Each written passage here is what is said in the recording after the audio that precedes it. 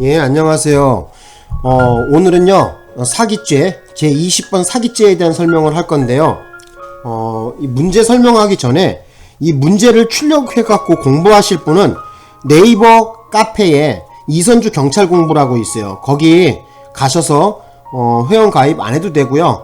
기출문제는 출력 누구든지 할 수 있게 해놨거든요.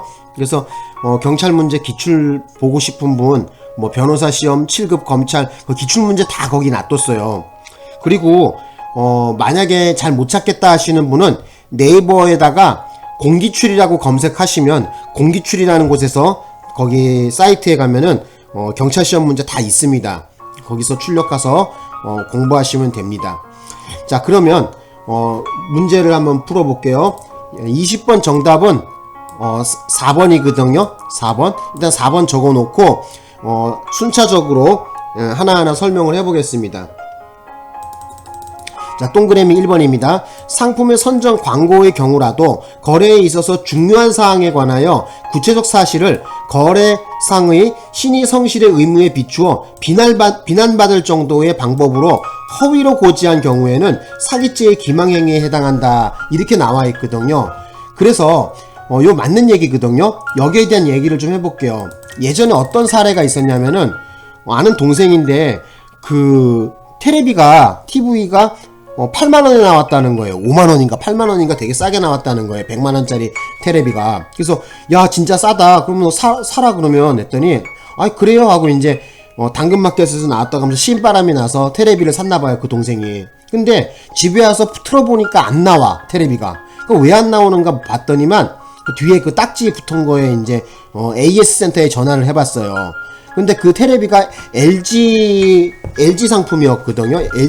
LG TV였었는데 그래서 LG 거기다 서비스 센터에 전화해 보니까 모델 넘버를 불러달라 해서 불러줬더니만 하는 얘기가 그 모델은 LG텔레콤 전용으로 나와 있기 때문에 그쵸? LG의 그 회선으로 있을 때만 TV 케이블을 꽂았을 때만 나오는 거고 다른 방송국 거를 갖다 꽂으면 그죠? 다른 케이블을 꽂으면은 그 방송이 나오지 않는다는 거예요.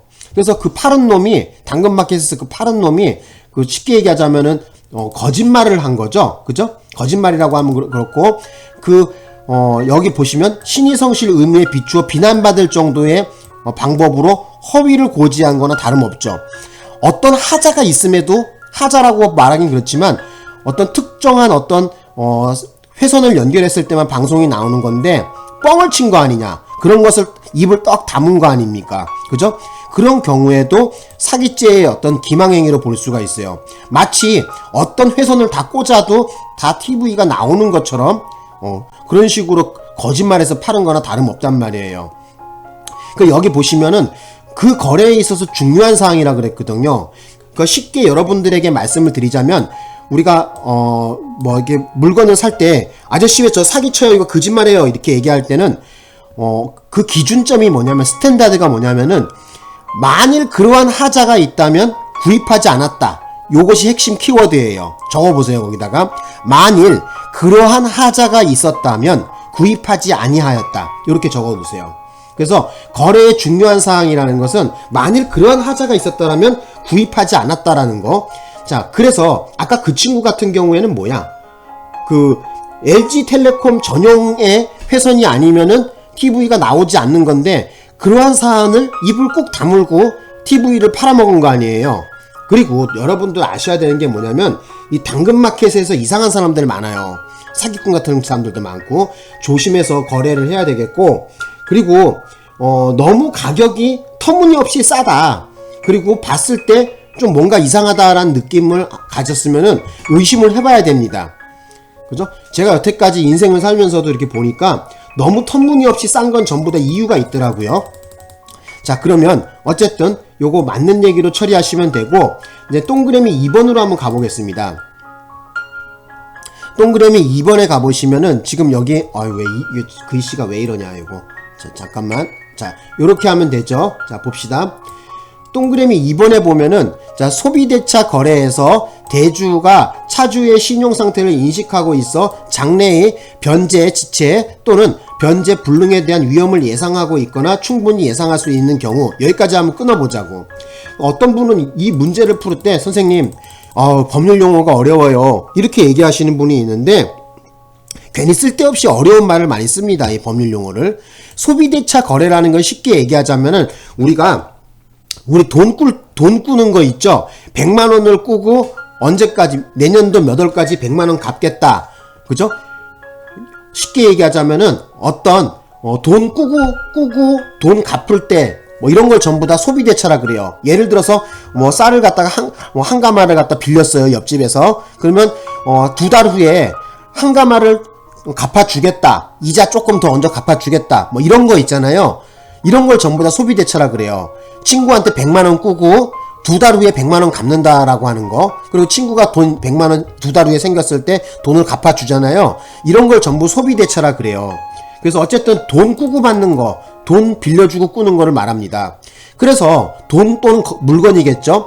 소비대차 거래에서 대주가 차주. 자, 대주라는 건 뭐냐면은 물건을 빌려주거나 돈을 빌려주는 사람. 그 다음에 차주라는 건 빌리는 사람이겠죠. 갖다 쓰는 사람. 자, 이걸 말합니다. 그래서 여기 보시면은 변제의 지체 또는 변제 불능에 대한 위험을 예상을 하고 있었대요. 그리고 그것이 충분히 예상이 된다는 거야. 이 경우에는 내가 이 사람한테 돈을 꿔줘도 돈을 못 받을 수 있다라는 어떤 위험성을 내심 마음에 갖고 있는 거죠. 그죠? 차주가 차용 당시 구체적인 변제 의사, 변제 능력, 차용 조건 등과 관련하여 소비대차 여부를 결정지을 수 있는 중요 사항에 관해 허위 사실을 말했다는 등의 사정이 없었다면, 끊으세요. 차주가 그 후 제대로 변제하지 못했다는 사실만 가지고 변제 능력에 관하여 대주를 기망하였다거나 차주에게 편취의 범위가 있었다고 단정할 수 없다 이렇게 나왔는데 역시 맞는 얘기입니다. 그래서 여기 말씀드렸지만은 여기 보세요. 지금 빌려주는 사람, 그죠? 돈 빌려주는 사람이 대주, 돈 빌리는 사람, 갖다 쓰는 사람은 차주.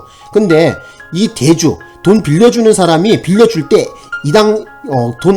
돈 꾸러온 놈이 변제 불능이나 변제 지체할 수 있다는 것을 어느 정도 예상하고 있었던 경우예요.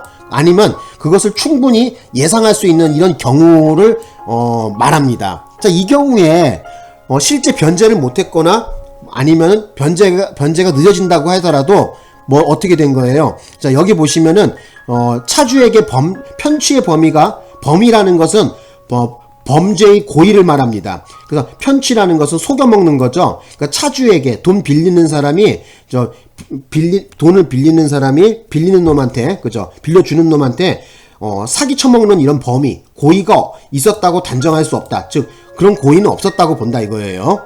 그래서 이걸 좀 알아두셨으면 됩니다. 근데 만약에 뭐 이런 경우는 다르겠죠. 그죠? 뭐 옷도 뻔질이하게 입고 자기가 무슨 중소기업의 사장이라 그러고 마치 2달 후에는 돈을 반드시 갚을 수 있는 능력이 되는 것처럼 막 뻥튀기해서 부풀려서 얘기했는데 돈을 제대로 변제하지 못하고 돈도 갚지 않고 어디 도망쳐 버린다든지 이런 것은 당연히 편취의 범위가 있다고 봐야 되겠죠. 근데 그것이 아니라 지금 여기 보시면은 뭐예요? 지금 여기 보시면 그죠? 변제의 지체라든지 변제 불능에 대한 위험을 대충 예상하고 있었다며요. 그렇게 되면은 그죠? 빌려주는 사람 입장에서 이미 그런 것을 위험을 감수했다는 얘기 아닙니까? 그렇기 때문에 이 경우에는 사기로 보기가 어렵습니다. 자, 이제 동그라미 3번으로 한번 가보자고. 자, 동그라미 3번. 자, 여기 자꾸 이게 화면이 그러냐. 자, 잠깐만요. 예, 화면 좀 맞추고. 동그라미 3번 봅시다. 피기망자와 재산상의 피해자가 같은 사람이 아닌 경우에는, 그러니까 쉽게 얘기하자면은, 그 속는 사람하고 재산상의 피해자가 다른 경우야. 그래서 피기망자가 피해자를 위하여 그 재산을 처분할 수 있는 권능을 갖거나 그 지위에 있어야 하지만, 그렇죠. 그죠? 그래서 피기망자하고 피해자하고 같은 사람이 아니야. 다른 사람이야. 그러니까 쉽게 얘기하자면은 뭐 예를 들어서 형하고 동생이랑 뭐 같이 사업을 하고 있었는데 동생이 뭐 실제 재산에 대한 권한을 갖고 있고 그 형이라는 사람이 속았던 피기망자인 경우도 있겠죠. 그죠? 그리고 동생이 실제 돈을 갖고 있는 피해자고, 그래서 형이 동생 보고 야, 거기다가 돈 얼마 입금해 그러면 돼 했는데 뭐 이 경우에 그죠? 이 동생은 아무것도 모르고 그냥 입금한 거겠죠. 그죠? 뭐 이런 경우를 말합니다. 그래서 여기 볼게요. 반드시 사법상의 위임이나 대리권의 범위와 일치해야 하는 것은 아니랍니다. 그렇죠. 피해자의 의사에 따라 재산을 처분할 수 있는 서류 등이 교부된 경우에는 그렇죠. 그죠? 그리고 피기망자의 처분 행위가 설사 피해자의 진정한 의도와 어긋나는 경우라도 이와 같은 권능을 갖거나 지위에 있는 것으로 보아야 한다. 맞는 얘기입니다. 그래서 우리가 저기 뭐예요, 소송 사기라든지 아니면 대표적인 게 소송 사기 같은 경우도 그렇죠. 자, 사기 치는 놈이 법원을 기망해갖고, 그죠? 법원을 기망해갖고 법원에서 유리한 판결을 받아서, 그죠? 이 피해자에게 돈을 갖다가 뜯어내는 경우도 바로 뭐예요? 피기망자와 실제 재산상의 피해자가 다른 경우죠. 그죠? 그잖아요. 그래서 속은 사람은 법원인데, 그죠? 속은 사람은 법원인데 손해는 누가 보고 있는 거야? 당사자가 지금 보고 있는 거 아닙니까? 그죠? 법원의 판결에 의해서 사기를 당한 거죠. 그죠?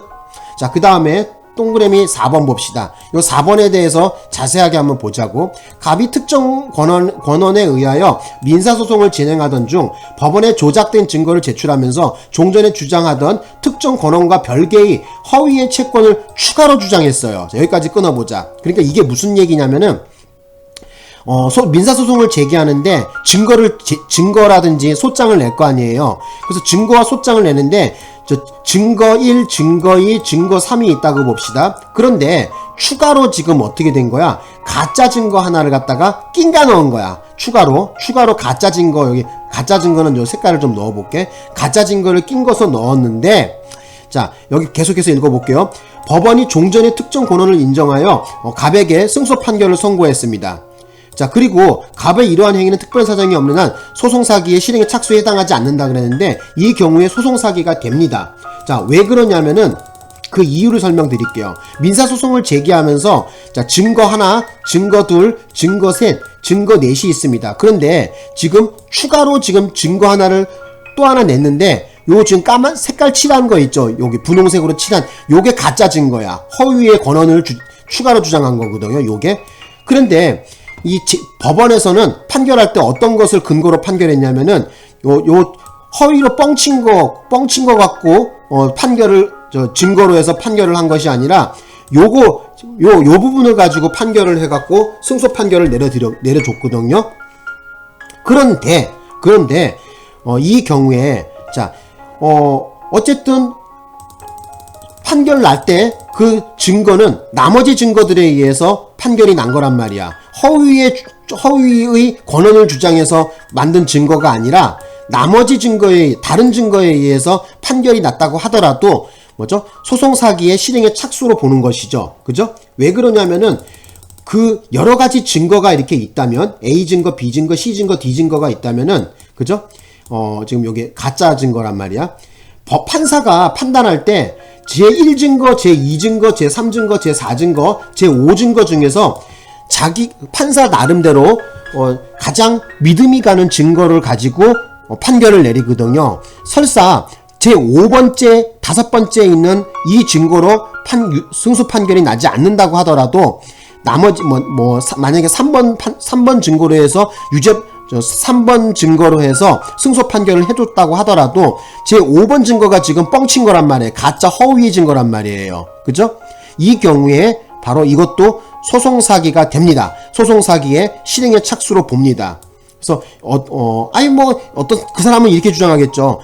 승소 판결 난 거는 3번 증거로 해갖고 승소 판결이 났는데 5번 증거는 사용하지도 않았지 않습니까? 라고 말하겠지만 그렇지 않다는 거예요. 어쨌든 법원에 가짜 증거를 마지막으로 추가로 냈단 말이야. 그죠?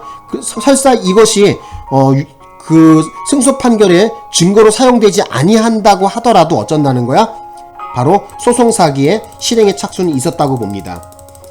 이해 가시나요? 자, 이거를 좀 더 쉽게 깨끗한 화면에서 설명을 좀 드려볼게요. 그러니까 만약에 증거 1, 증거 2, 증거 3, 증거 4 그리고 자, 어떻게 됐다고? 플러스 추가로 낸 증거가 뭐야? 이거는 허위의 증거예요. 허위의 증거. 5번. 자. 그래서 잠깐만 계셔봐.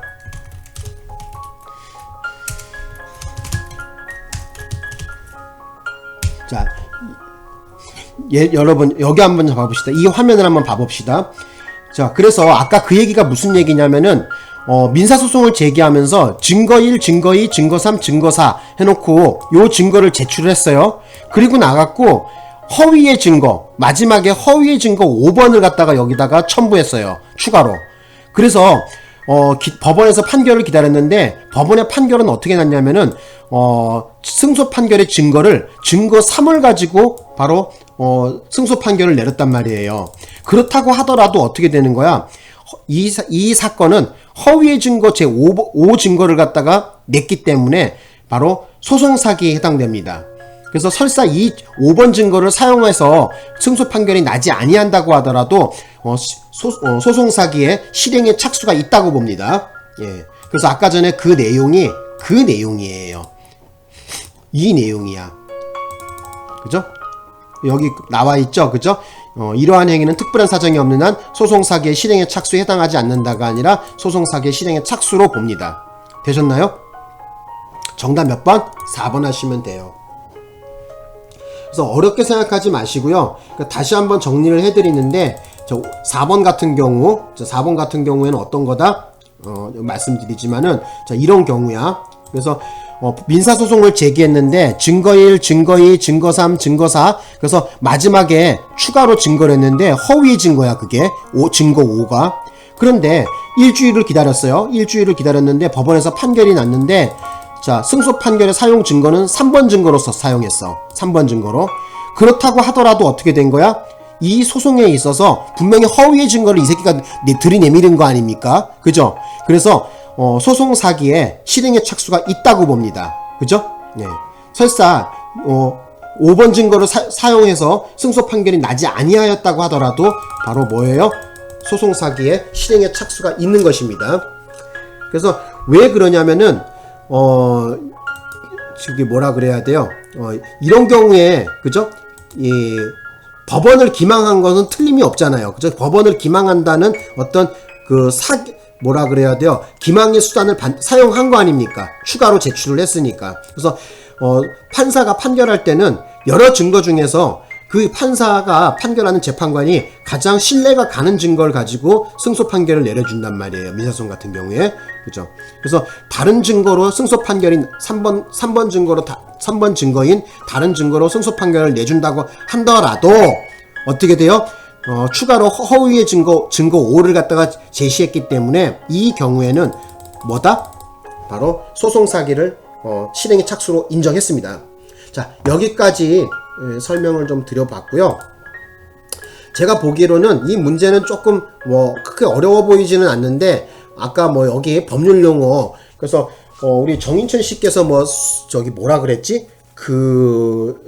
법률 용어 이런 거 좀 쉽게 설명해 달라고 이렇게 얘기했는데 언제 한번 또 시간이 되면 그런 거 한번 정리 좀 해서 또 영상을 올려드릴게요. 근데 오늘 공부한 부분에서는 소비대차라는 요 말, 그죠? 어렵게 생각하지 마시고, 쉽게 얘기하자면, 돈을 100만원을 꿨을 때, 꾸고, 갚을 때 돈 100만원 갚고, 서로 A라는 사람, B라는 사람이 서로 돈을 주고받는 이런 거래를 얘기하는 거예요. 또 아니면, 쌀을 한 가마 꿔갖고 다다음 달에 쌀을 한 가마 반은 준다든지 이자를 넣어서 갚는다든지 어쨌든 서로 간에 주거니 받거니 하는 것을 갖다가 소비대차라고 합니다. 말만 좀 거창하지 대단한 건 없습니다. 자, 여기까지 해서 설명을 마치겠습니다. 자, 고맙습니다.